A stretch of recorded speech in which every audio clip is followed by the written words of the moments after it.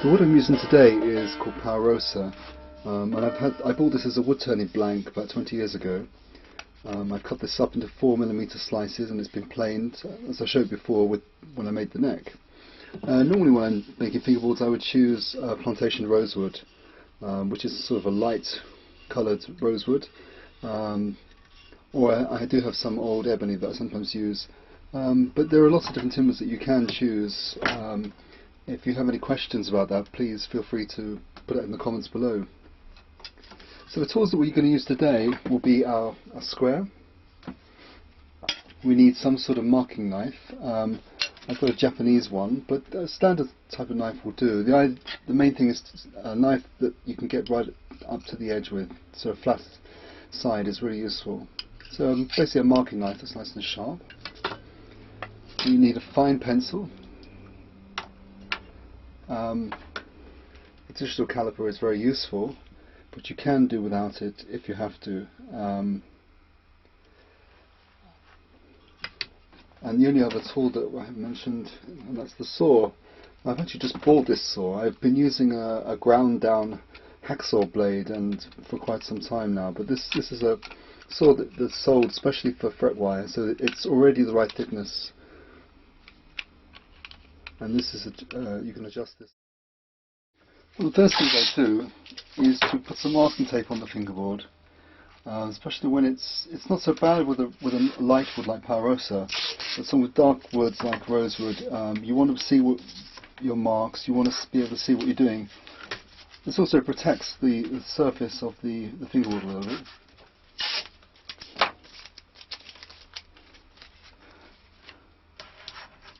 I'm making a couple of fingerboards at the same time, just because it's more convenient in my time to do that.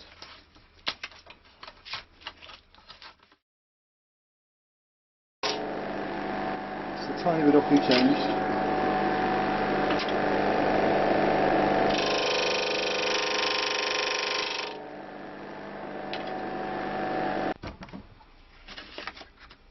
When laying out the frets, there are a few rules that you need to follow. You must make sure you always measure from the nut end to the fret. You must never measure from fret to fret. What happens if you just measure from, say, the second fret to the third fret, or the third fret to the fourth fret? You gradually get small little inaccuracies, and these inaccuracies build up until you get to the higher end of the fretboard and you start to get notes that are out of tune. So always measure from here, from the end to the fret. And then once you've done that, you need to use the measurement of the fret to check that the frets are in the right places. I'm actually going to mark out 3 fretboards at the same time, just to save time. It takes just as much time for me to mark and cut out this way as to do a single fretboard, so I can save a lot of time by doing 3 at once, and it gives me 2 extra boards for use later. Okay, so we've butted up the ruler against the end here, and we've done the first fret. In this case, with this scale that we're using, it's at 71mm. And we've double checked that with our notification lens. What we can then do is to lay the knife. What we can then do is lay the square against here. And we first mark with a pencil, very fine pencil. This is 0.3mm.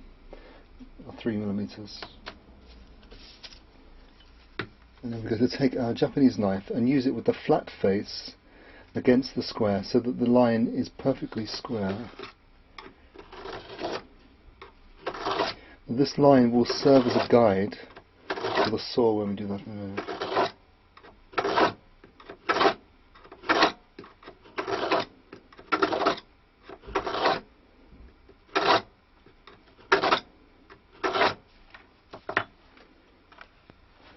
Now again, for the second fret, we butt the ruler against the end again, and we're measuring all the way to the second fret, which is 134mm.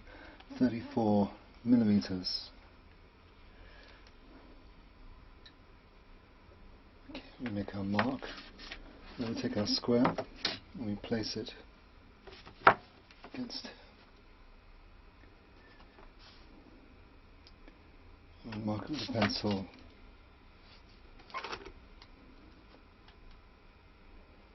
Then we go with the knife.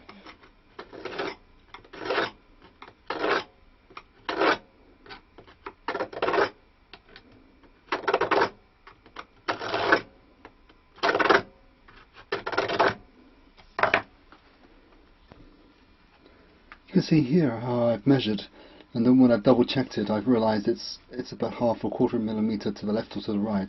And so I've made a little round circle and I've put the corrected measurements in.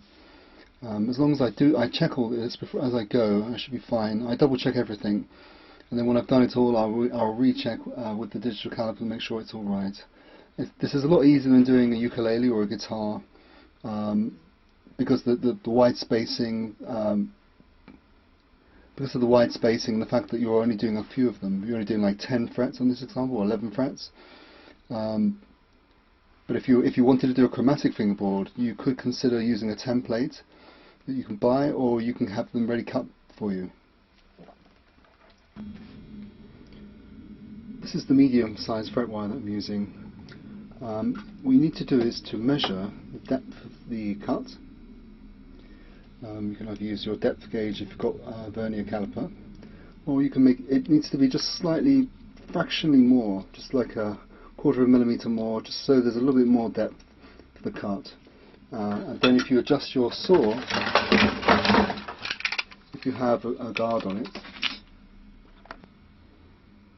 then you can adjust your saw if it has one of these guards on it. Otherwise you can improvise, make some sort of stop. There are various things you can buy, and there are several plans online that you can make. I mean, this is nothing too complicated. This is just a piece of plastic that is just screwed onto here, and it's just got a sliding. You could probably make one of these yourself very, very easily if you wanted to. All this does is control the depth of the cut. For many years I never used the depth of cut, I just did it all by eye. Now the knife made a nice beautiful cut. Now what we want to do is insert a chisel into that cut and create a slight V. And no, it's not a great V we're making, it's just widening it just enough so that we can get our kerf of our saw blade into it. Okay, having done that, we take our saw blade and we're going to put the very tip of the saw into that groove. Now once we've done that, once the tip is in the groove, we can then butt our square up to the line, and then we can rest our saw blade now and make the final cut.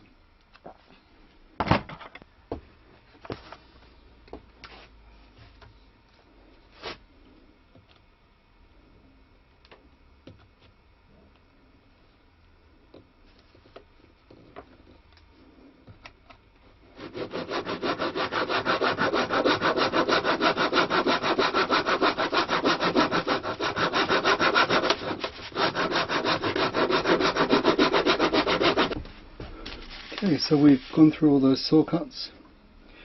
Well, we can just check on the side here to make sure that we've gone deep enough. It's quite easy sometimes to go down deeper on one side than the other. So you just want to check. Like, for example, this one looks like I need to go a little bit more. This side, it looks like fine. So obviously that one there maybe. Okay, so now we should be able to just insert the saw into the hole just to deepen that slot a little bit.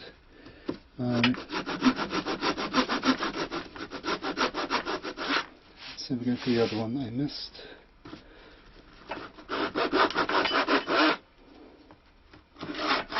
Fine.